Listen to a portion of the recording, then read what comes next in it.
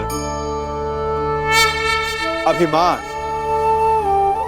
और अहंकार, ये तीनों सुनने में एक जैसे लगते हैं, परंतु तीनों का अर्थ भिन्न होता है और परिणाम भी। तीनों का आरंभ प्रेम से होता है। स्वयं से प्रेम, परिश्रम हमारे मन में गर्व को जन्म देता है और सफलता अभिमान जगाती है। यहां तक ठीक है, परंतु जब ये भावना अहंकार बन जाती है तब वो समस्या बन जाती है, क्योंकि सबसे बुरा अंत अहंकारी का ही होता है। परंतु मनुष्य के लिए पहेली यही है कि पहचाना कैसे जाए कि अहंकार जग गया है और उसका दमन आवश्यक है। इसका उत्तर मैं नहीं, आपका मन देगा।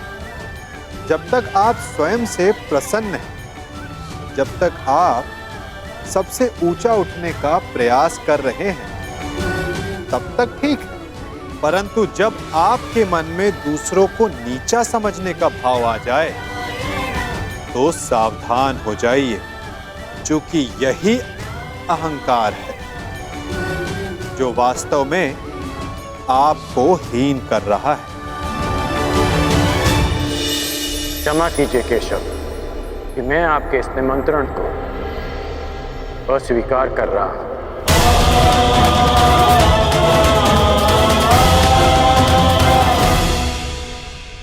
अब वासुदेव, अंगराज थोड़े भावुक हो गए, परंतु आप निश्चिंत रहिए, हस्तिनापुर इस यज्ञ में अवश्य सम्मिलित होगा। मुझे आपके आगमन की प्रतीक्षा रहेगी गांधार नरेश।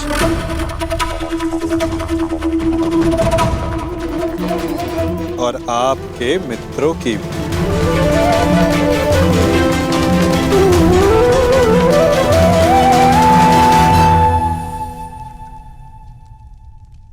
बुआ, बहुत लंबी यात्रा से आया हूं, भूख लगी है। भ्राता भीम ने मुझे बताया था कि आप राजभोग और खीर बड़ी स्वादिष्ट बनाती हैं। भोजन नहीं कराएंगी?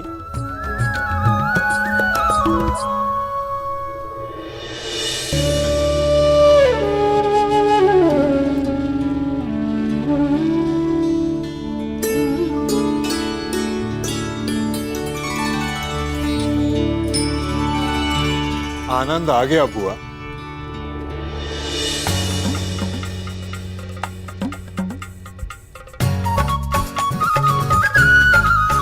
मार्ग में बहुत थक गया था बुआ, परंतु इतना स्वादिष्ट भोजन करके मानो जैसे मेरी थकान कहीं उड़ गई हो। और ये खीर,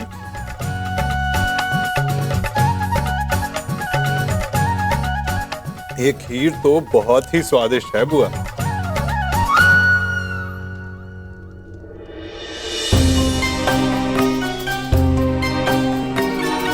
क्या हुआ बुआ, आप प्रसन्न नहीं हैं?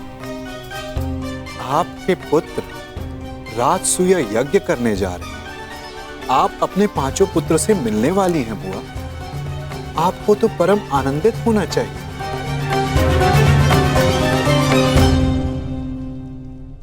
हाँ कृष्ण, बस एक ही दुख है, मेरा ज्येष्ठ पुत्र इस प्रायोजन में सम्मिलित नहीं हो पाएगा। कान्हा, ऐसा क्या है जो तुम्हारे बस में नहीं? क्या तुम कर्ण को इंद्रप्रस्थ ले आ सकते हो?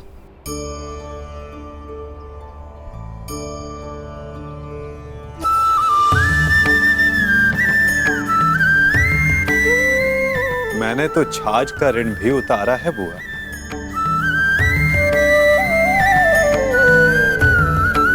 और आपने इतनी मीठी खीर खिलाई है तो प्रयास अवश्य करूंगा कि इसका ऋण भी उतार सकूं।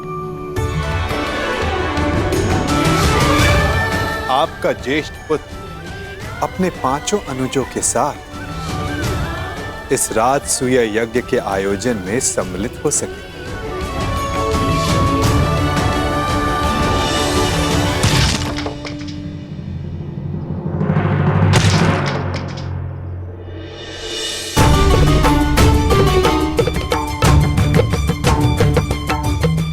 ऐसे आघात शत्रु पर उचित है महाबली। बेचारी लकड़ी को पीड़ा क्यों दे रहे हो?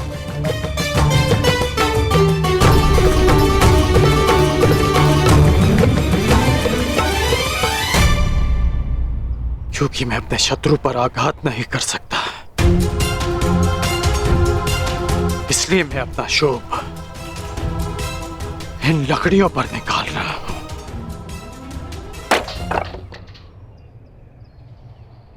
इस समय शत्रुओं की नहीं, मित्रों की सोचो मित्र। जब दुर्योधन इंद्रप्रस्थ आने को प्रस्तुत है तो तुमने आपत्ति क्यों जताई अंगराज? आपत्ति अंगराज को नहीं, उस सूत पुत्र को है जो परिवर्तन चाहता है और जो युधिष्ठिर की नीति का विरोधी है। इसलिए युधिष्ठिर के आयोजन में सम्मिलित होना मेरे मन को स्वीकार नहीं। मन की सुनना अच्छी बात है अंगराज, परंतु जो वचन दिया उसका क्या?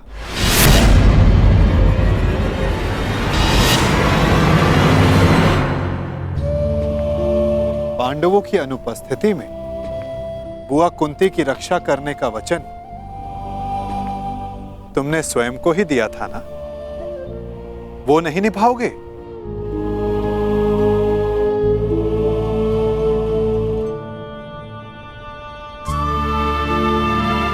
मैंने तो बस तुम्हें तुम्हारा वचन स्मरण करवाया है अंगराज। उसे निभाना है या नहीं, ये तुम्हारा निर्णय है। क्योंकि मनुष्य का भविष्य उसके चयन पर निर्भर है।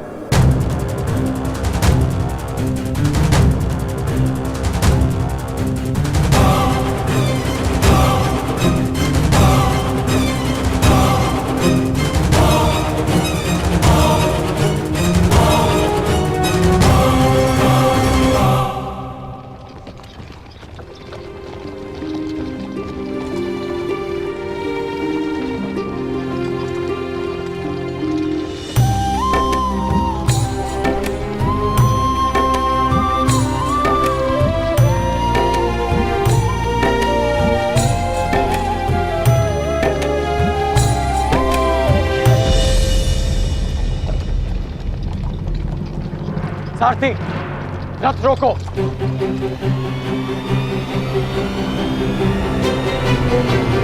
त्रिकर्ण, हम यहां क्यों रुके?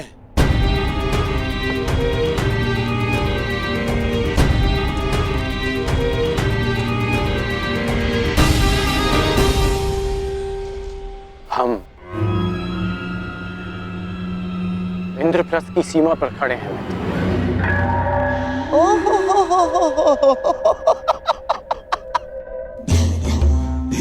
ये है इंद्रप्रस्थ जिसकी प्रशंसा करते करते उस वासुदेव की जीवा थक नहीं रही थी। सुना है कि इंद्रलोक से भी अधिक सुंदर है ये इंद्रप्रस्थ। कैसा इंद्रलोक! ऐसा प्रतीत होता है कि दरिद्र लोक में पहुंच गए हैं हम।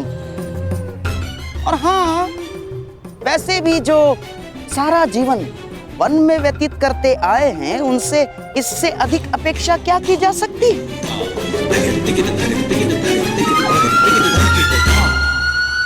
अब तो हस्तिनापुर संदेश भिजवाकर गुप्तचरों को ही बुलाना होगा कि वो जाकर खोजें कि किस गुफा में पांडवों ने अपना साम्राज्य स्थापित किया है। चलो मेरे होने वाले सम्राट, चलो लौट चलते हैं। महाराज को भी इंद्रप्रस्थ की भव्यता के विषय में, सुंदरता के विषय में पता चलना चाहिए ना। आओ। रुकिए गांधार नरेश।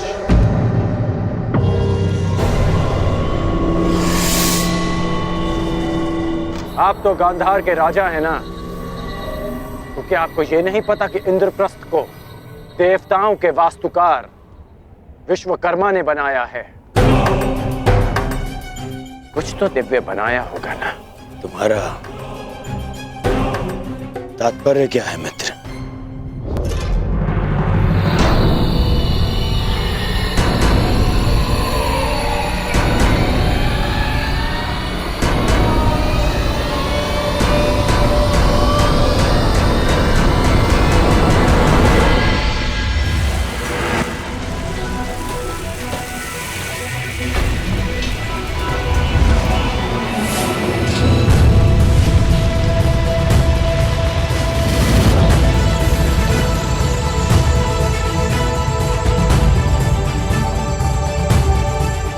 वो रहा इंद्रप्रस्थ मित्र।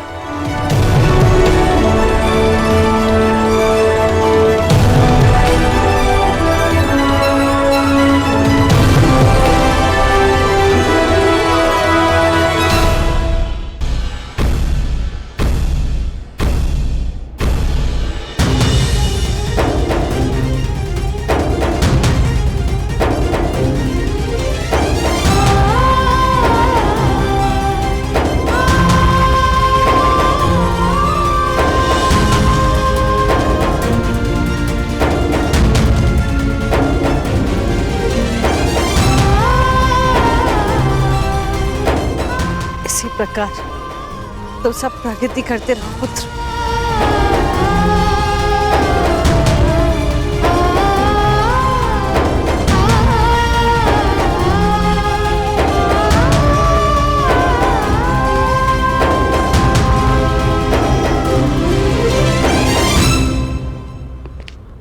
धन्यवाद मित्र, बुआ को अपने साथ लाने के लिए।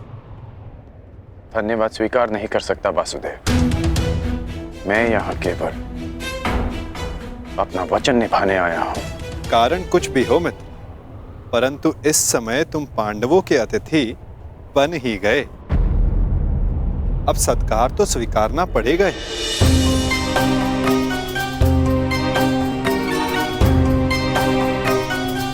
स्वागत है अंगराज।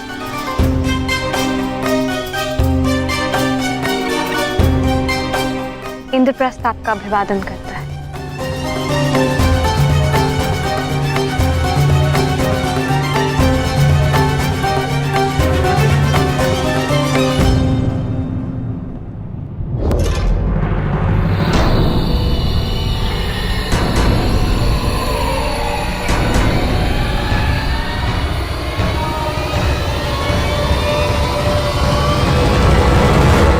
मैं आपका अभिवादन स्वीकार नहीं कर सकता देवी।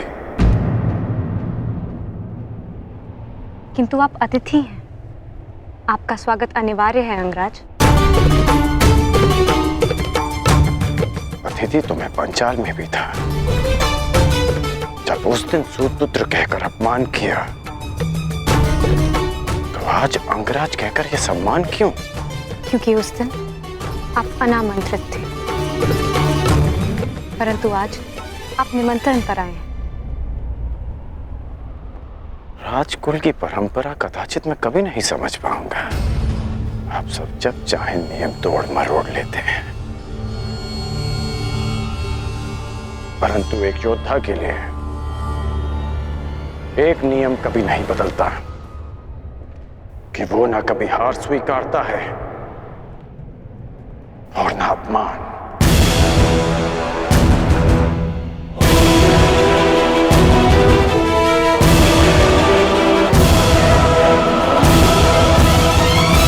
वैसे भी मेरी दृष्टि में युधिष्ठिर युवराज दुर्योधन से श्रेष्ठ शासक नहीं है। परंतु एक ये शासक तो अपना अपना दृष्टिकोण है अंगराज। अति सुंदर।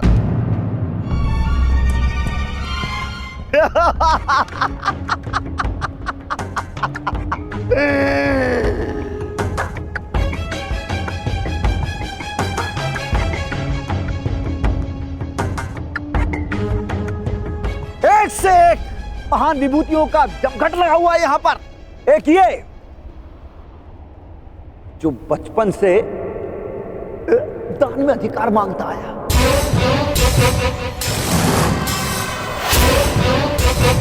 और ये बचपन से ही सब कुछ छल से चुराता आया,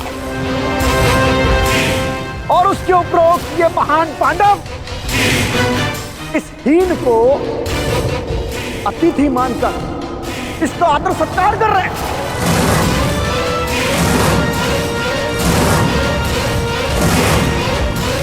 सावधान छेदी नरेश। शांत हो जाओ विकोदर। इस समय छेदी नरेश शिशुपाल आपके अतिथि हैं, और अतिथि अतिथि का अपमान करे तो ये राजसूय यज्ञ के फल को निष्फल कर सकता है। परंतु स्मरण रहे शिशुपाल, मैं अतिथि के बंधन में नहीं बंधा हुआ हूं।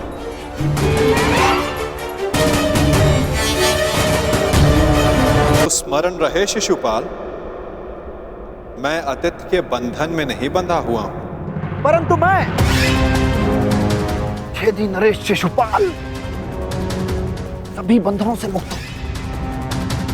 तेरे अतिरिक्त मेरा कोई वध नहीं कर सकता।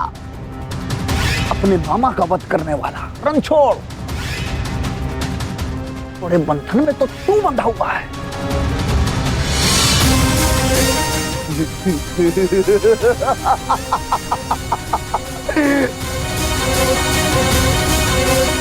जब तक इस माला में मोती शेष हैं, तू भी मेरा कुछ नहीं बिगाड़ सकता। पूरे 100 मोती हैं। छलिया चोर।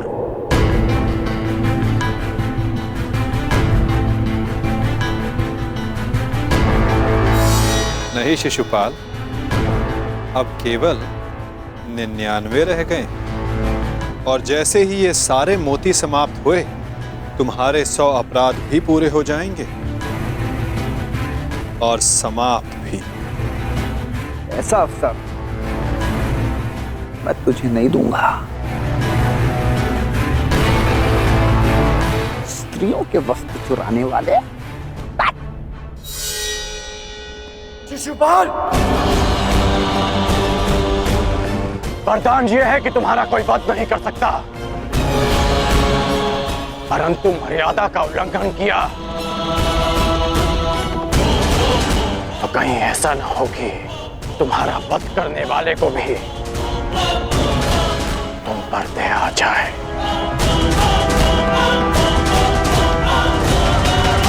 अंगराज, हम यहाँ पांडवों के आनंद में आए हैं। यहाँ कोई उत्पात उचित नहीं होगा।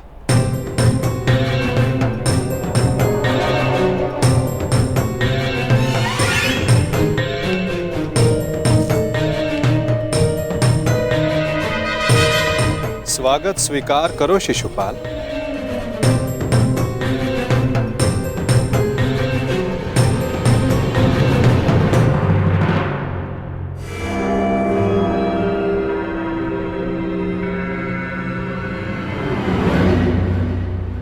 एक पुरुष को 100 पत्नियां संतुष्ट नहीं कर सकती, और तुम अकेली ने 5 को संतुष्ट कर दिया।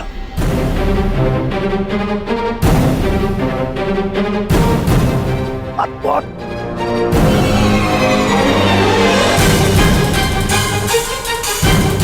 संतोष मनुष्य की शील में होता है, और शील मनुष्य की दृष्टि में। अपनी दृष्टि सीधी कर लीजिए, वो क्या है ना, टीका टेढ़ा हो जाएगा।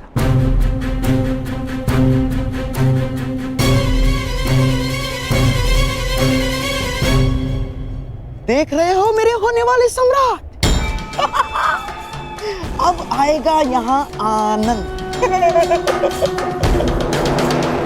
न हींग लगेगी, न हल्दी, परंतु रंग